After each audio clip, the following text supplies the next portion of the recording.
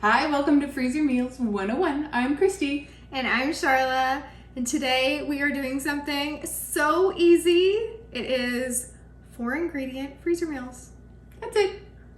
And we're gonna be fast. Yes, we're just gonna show you these and let you get to them because we want you to make them for yourself. This first recipe is one that you may have actually had before because it's pretty common. And it is just a cranberry chicken dump recipe. So into your large freezer bag, you're gonna put some boneless, skinless chicken thighs or chicken breasts.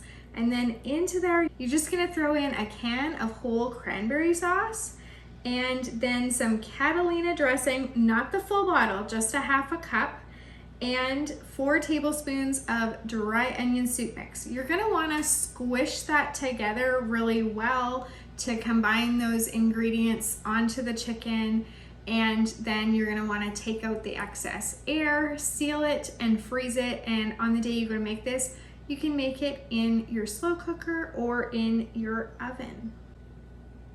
Yum.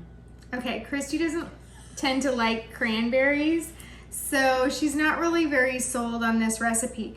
But Yeah. I have not had this with chicken. We did make it in our mega session. I just haven't tried it yet. But I have had this, basically this exact same sauce on meatballs, and my kids loved it. It sounds good on meatballs, and I'll tell you why. IKEA. Okay. When you go to IKEA and you get their dinner and it has the meatballs with the gravy and the baby potatoes, you can put the lingonberry sauce, like the jam, on it, which isn't too dissimilar from cranberry sauce.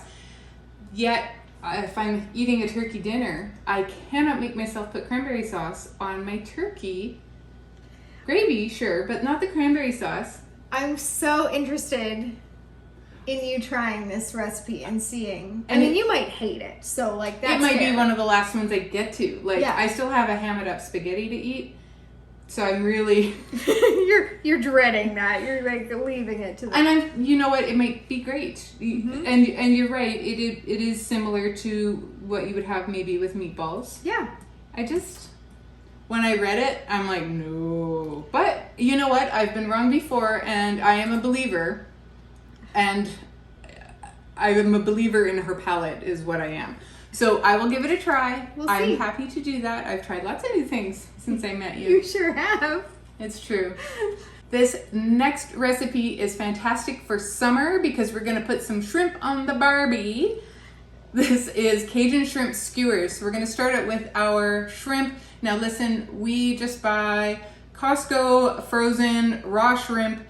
I used to buy it with the tail on, and then I have started to buy it with the tail off. Like, I don't even care anymore. I just skip a step. skip a step, and they're a little bit smaller, and that's okay. We're going to, in the bag, add some oil, a lot of Cajun seasoning. This is 4 tablespoons, which is like a 1/4 cup of Cajun seasoning. When we were making this, I thought, are we gonna run out? But nope, Charlotte had already got more. So we were good. I think I ran out with the first one and we had to open up the second one. And then add in some lemon juice to brighten it up. You're gonna coat it on your shrimp and then you're gonna freeze it. It's already frozen. When you go to use it, you're going to thaw it and let it marinate a little bit in there. Soak your skewers and then thread it on and cook your shrimp. And shrimp on the barbecue, what? So fast. 6-7 minutes at most. And you want to make sure you flip it part way and And yes, fan-freaking-tastic. I think these would be really good next to steak, and I think they'd be really good with pasta.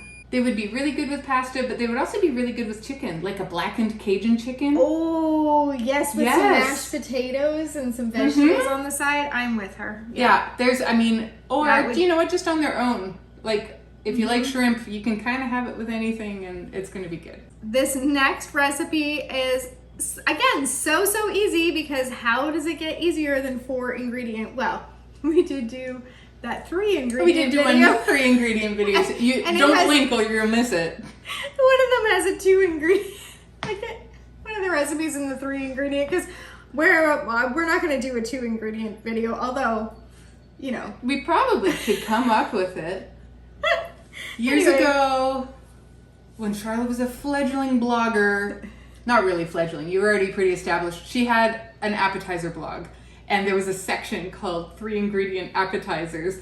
And we would... I had a lot. You had a lot. And even if we came across one in the wild, we would tell her about it. And my husband was a big, you should tell Charlotte, this is only 3 ingredients. Your husband was always on the lookout. He really was. And I had a 5 ingredient section, so he'd be like, tell her this has 5 ingredients. Anyway.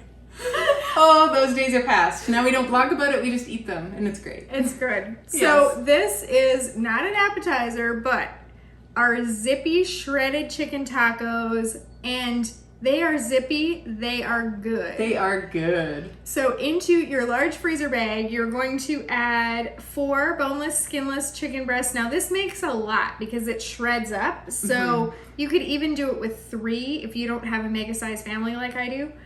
Then you're gonna add some taco seasoning, 4 tablespoons, some ranch seasoning. Now this is not a full ranch packet, it's just 2 tablespoons of ranch seasoning, but we buy our ranch seasoning in bulk. And then we're gonna add a can of fire roasted diced tomatoes. We've been on a bit of a kick lately with the fire roasted diced tomatoes because we've got several recipes that are just so good that include them.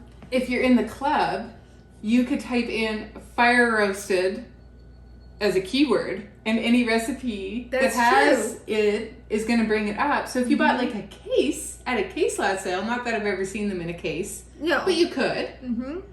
In theory. You could make all your fire roasty stuff, all your pasta sauces, all your nachos, all the things you full name of flavor. And this one you're just gonna cook in the crock pot on the day that you go to make it. And so it gets nice and easy to shred. And then you're gonna serve this on tacos with all your taco fixings, but you can also serve it on nachos. Because I can pretty much make anything go on nachos. No, there are only certain things that are allowed on nachos. Well, I do have a very specific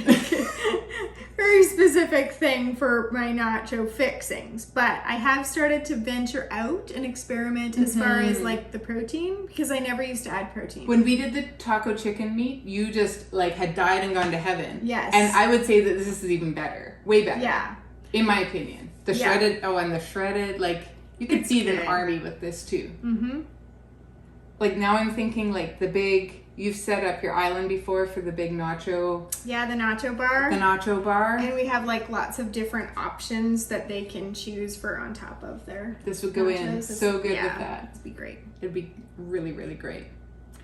This last recipe, because we're only doing 4. Because there are 4 ingredients. 4 is the theme of this video.